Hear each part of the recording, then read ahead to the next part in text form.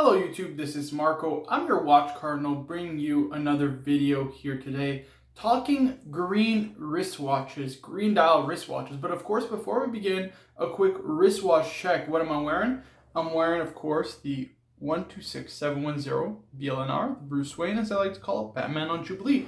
Love this watch, and of course, as you know, my favorite watch in my collection, and the one that has, a lot of sentimental value for me. So, of course, I would like to present today's collection review, and I'm going to title this something like, Is Green the New Blue? And the idea being that green has gained, or green dial watches rather, have gained a lot of traction among a lot of notorious watch brands, and quite simply put, I do understand the reason for it, because ultimately green is more of a faddish color and a lot of brands want to capitalize on it. Now, of course, in my recommendations, I could provide, kind of the obvious ones, your AP Royal Oak with a green dial, or the new Green Dial 5711, or other watches of that nature. But I felt they were a little bit too obvious. And the other point that I'd like to make is I also don't like a lot of green watches that are, frankly speaking, being released. It's just very obvious from a lot of brands that they're seeking to capitalize on this kind of growing trend. And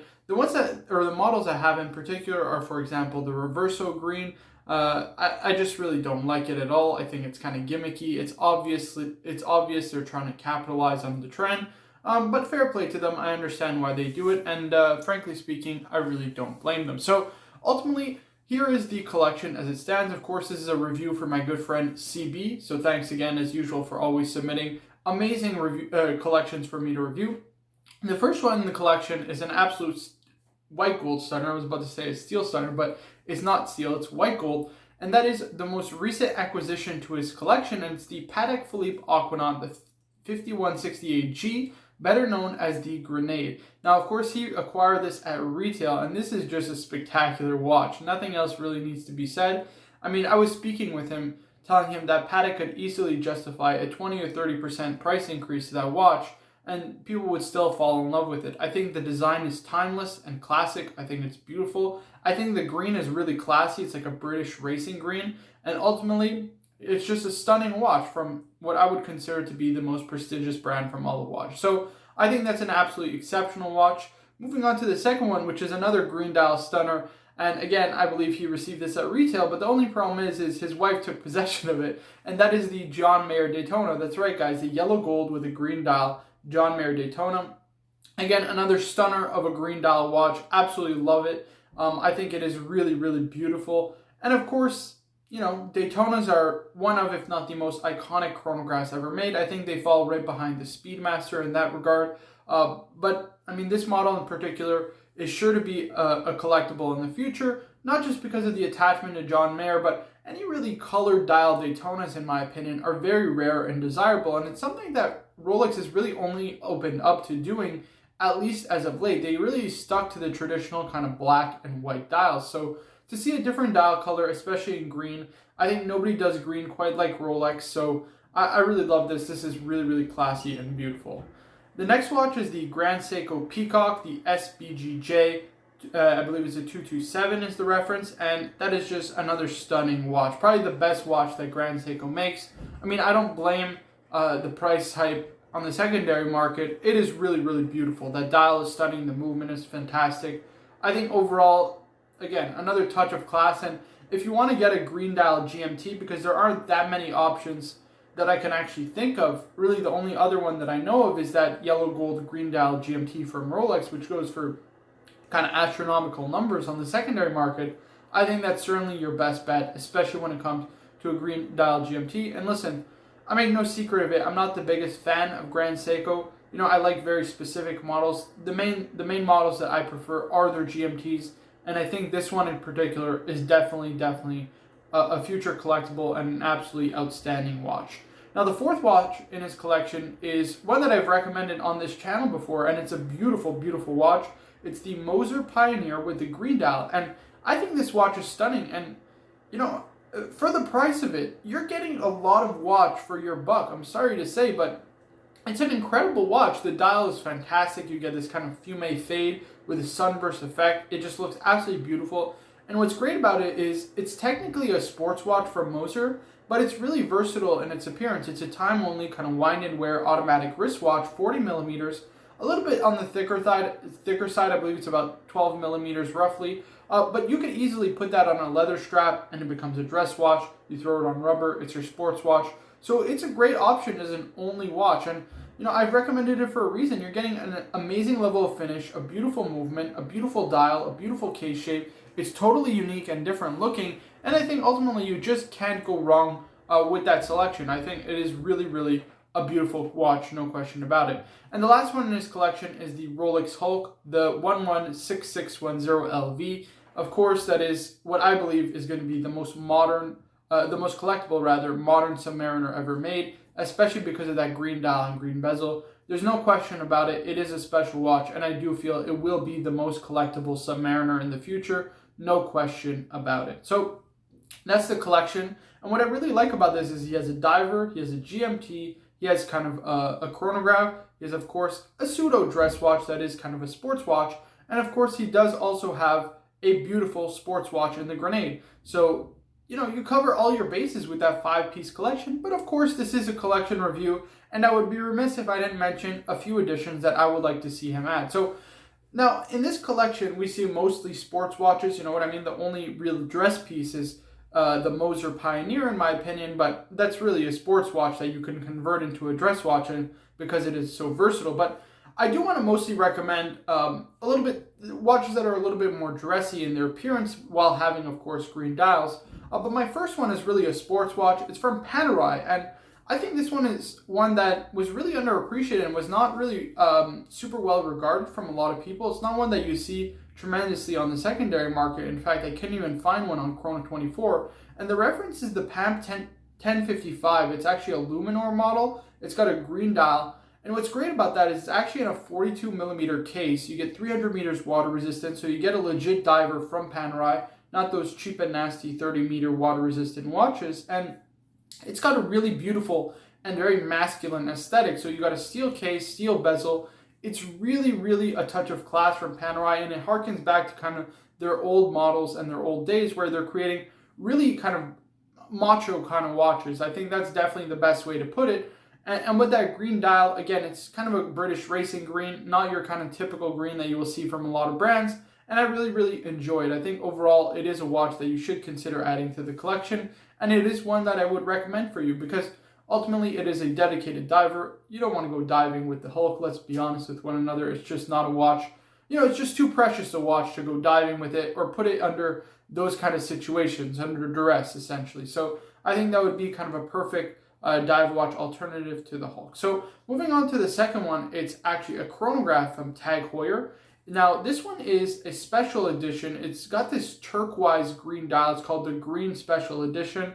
I know, what do you want me to say? Terrible nickname, but it's got obviously just the Heuer Carrera branding, which I really like. It's a chronograph, wind and wear, so it's an automatic wristwatch, but it doesn't feature a date complication, so it's literally just a wind and wear, time-only watch with a chronograph function. And overall, the dial is just spectacular. The press photos really didn't do it justice. It really reminds me of that Grand Seiko Peacock. It's not really a green, it's more of a turquoise color. And that fade, the beautiful effect that it has, I'm going to post pictures, of course, on the screen.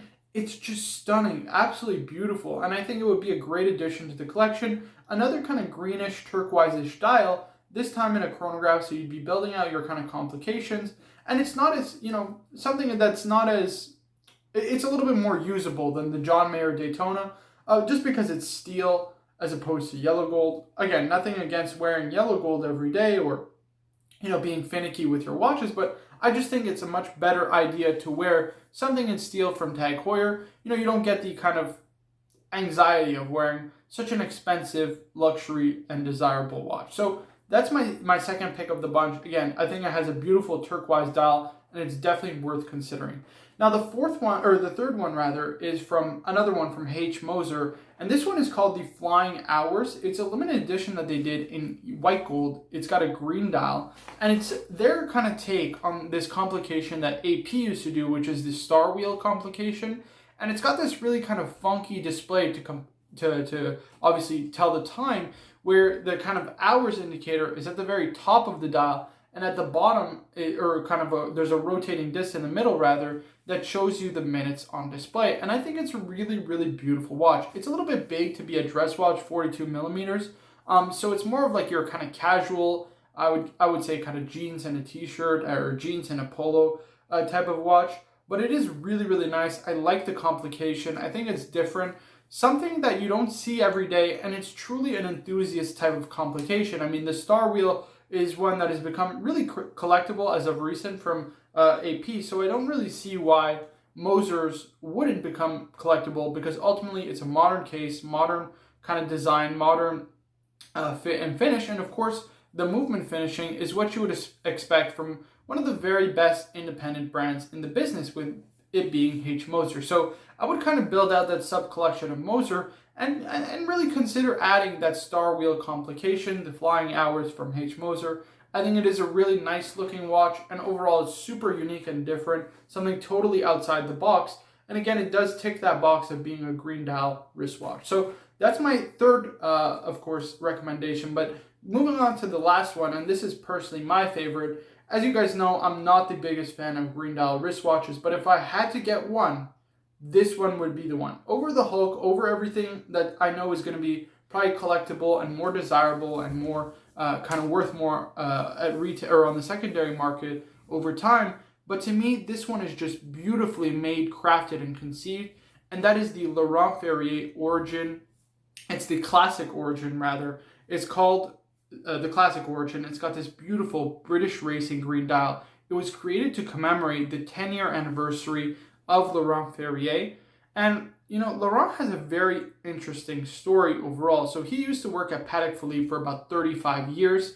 And an interesting thing about him, for all you racing enthusiasts, is he actually did the Le Mans back in the 1970s. I can't exactly tell you the exact date, but he actually ended up finishing third. And his partner, who was doing the Le Mans with him, actually mentioned to him about starting a brand all those years ago. And when he was approaching retirement at Patek, he ultimately kind of told Laurent, like, listen, we don't have much time left. If we want to, you know, kind of capitalize on this idea, we should do it now. And he gave Laurent kind of full authority to create watches however he wanted to, because ultimately he's a pretty successful businessman, if I'm not mistaken, in France. So, you know, he's really doing it as a passion project and wants Laurent to have all the reins and the control over the brand and the watches he's producing. So he's really making some exceptional watches, and this Classic Origin is a beautiful titanium case, so you're not paying the kind of precious metal premiums, grade 5 titanium, obviously, which is, you know, really the highest grade. It's got a beautiful movement, manual wind, 80-hour power reserve.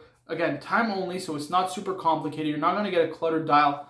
British racing green dial that I think is just beautifully done. You're stunning. One thing to note is that this watch actually has a Swiss lever escapement. Now, Laurent typically uses in a lot of his watches the natural escapement, which are the double impulsing escape wheels on the actual escapement. But in this case, he just has a more traditional Swiss lever escapement. So that is worth mentioning because, you know, I would say the natural escapement is a little bit more collectible, but hey, it is what it is. But again, the movement finishing is beautiful. It has a winding system called the Ratchet Paw winding system that is supposedly buttery smooth. I've never really owned or operated one of those watches, but I hope to very, very soon. Maybe I'll go to that Watch Time event in New York and ultimately be able to see it for myself. But that is my recommendation, as the fourth recommendation. And if I had to choose one to add out of all of them, it would be that one. That Laurent Ferrier Classic Origin is just simply stunning. It is really beautiful. So those are my recommendations, 4 additions to the all green watch collection. And you know, overall, I really like this idea of adding more green or more diversity to the green kind of collection.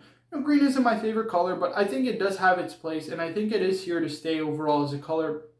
I think it is very much a fad, or I thought it was at the beginning, but what they're coming out with aren't just your kind of traditional greens. They're being a little bit more inventive in their styling and the way that they approach these kind of dials. So I really appreciate that, and I'm hoping that, you know, brands continue to produce really nice green watches like they have been, for example, in the models I've recommended today. So that's the review, guys. I hope you guys enjoyed. Please, of course, be sure to like, comment, and subscribe. Of course, I would really, really appreciate it. And I'll see you guys in the next one.